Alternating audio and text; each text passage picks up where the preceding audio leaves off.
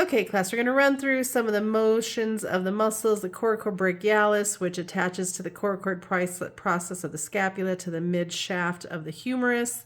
And we have adduction of the shoulder joint and then flexion of the shoulder joint. And then we have the pec major, which is originates on the clavicular head, and so the medial part of the clavicle, and then the surface of the sternum, and then some of the costal cartilage and muscles of the ribs. So then it attaches over here to the intercubital groove of the humerus. So we adduct the shoulder or the humerus and then medially rotates it. And when it does that, it's pulling the scapula forward as well. And the deltoid, so we have three different parts of the deltoid. So it connects, let me get my laser pointer going on here, to the anterior portion of the lateral part of the clavicle, and then the acromion head of the scapula, which we can't see in this model, and then the spine of the scapula. And so the first part internally rotates the arm, the middle head abducts the arm, and then the posterior head extends and laterally rotates the arm. So this little muscle, the supraspinatus, oh, my pointer, is part of the originates at the supraspinatus fossa of the scapula, so a little type right above the spine, and then inserts to the greater tubercle of the humerus, the head of the humerus. And so it just does a slight 15-degree abduction of the arm, and it helps stabilize the joint primarily. Okay, this muscle, the infraspinatus muscle, is the larger piece on the scapula.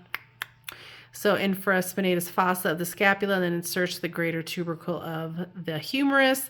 And so laterally rotates and adducts, meaning adding the arm at the shoulder joint. Teres minor, interesting thing about this muscle, not everybody has it. So anyway,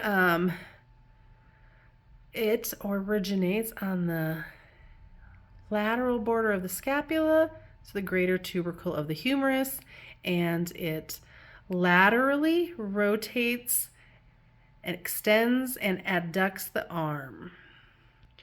Subscapularis, so the lesser tubercle of the humerus, where am I getting it? There we go. And the subscapulary fossa of the scapula. And this internally rotates the arm. Okay, the lats or latissimus dorsi, it basically takes over your whole thoracic region. So from T6 down to all the way down to L5, and then it swings out. It refers to the lateral form of the muscle, and then it connects to the intertubercle of your humerus. And so this muscle extends and adducts and medially rotates the arm at the shoulder joint. Teres major, now this one, everybody does have this muscle. So we're looking at the origin is the inferior angle of the scapula, so just down at the bottom, and then it inserts over here at the bicipital groove of the humerus, and it internally rotates the arm, or otherwise medially rotates. All right, then we got our serratus anterior, so the superior 8 or 9 ribs. Where's my pointer? There we go, 8 or 9 ribs. And then the anterior vertebral or lateral side of your scapula. So when it contracts, you get kind of a punching motion. So that is the, adduction and rotation of the scapula. Okay, we got the levator scapula, so C1 and C through C4, and then the medial border of the scapula, so that'll elevate our scapula. And then the downward rotation that was just shown, and then extension of the head and neck.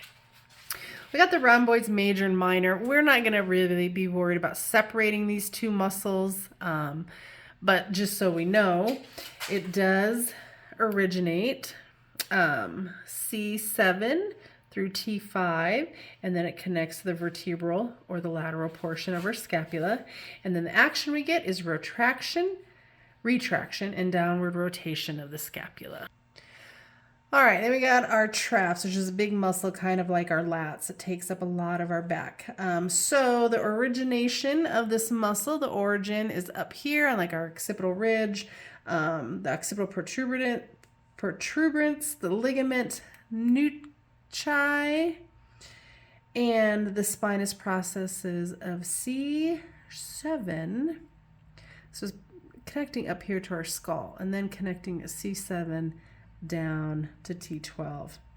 And then it inserts to the lateral clavicle, so the outside portion of your clavicle and the acromion spine of the scapula, and the root of the spine of the scapula.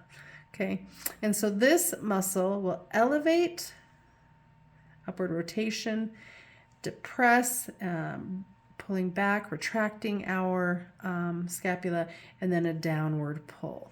So you have different sections of this muscle, right? Because it's so big, these ones pull up, these ones pull back, and then this one's coming down. It pulls that downward motion. All right, the brachialis, so the distal portion of the humerus, with the lower part of the humerus, and then to the ulna, which is that pinky side of the two bones are ulnar and radial, so it's the pinky side one, and it flexes the forearm in any position, so pronated or supinated.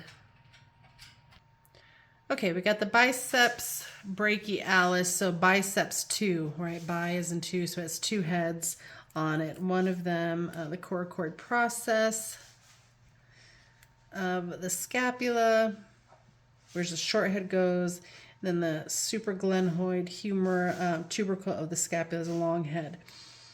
And that passes through the bicipital groove to the supraglenoid tubercle of the scapula, and then it inserts to the radial tuberosity, which is the thumb part, the thumb bone. Say the thumb bone, it's the arm bone, but it's on the side of the thumb. And so this will flex the arm, and it will flex the elbow as well.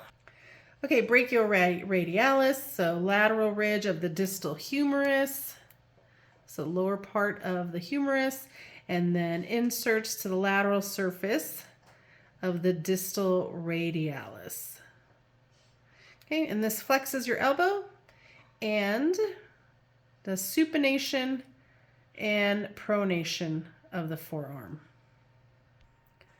All right, this little guy, the anconeus, is a small little muscle. It originates at the lateral epicondyle of the humerus and then inserts the olecranon process of the ulna. And this extends the elbow. So if it's flexed, it'll extend the elbow. All right, and then we got our triceps brachii. So triceps meaning 3, it has 3 heads to it. So the long head actually connects to the scapula, the supraglenoid tubercle of the scapula. And then the medial and the lateral heads connect to the humerus, so below the spinal groove and above the spinal groove, so up here. And then they all come down into one tendon and connect to the olecranon process. And this muscle extends the elbow and extends the arm. Okay, guys, so that kind of takes us through the muscles and the actions. Thank you so much, and thank you to our wonderful model.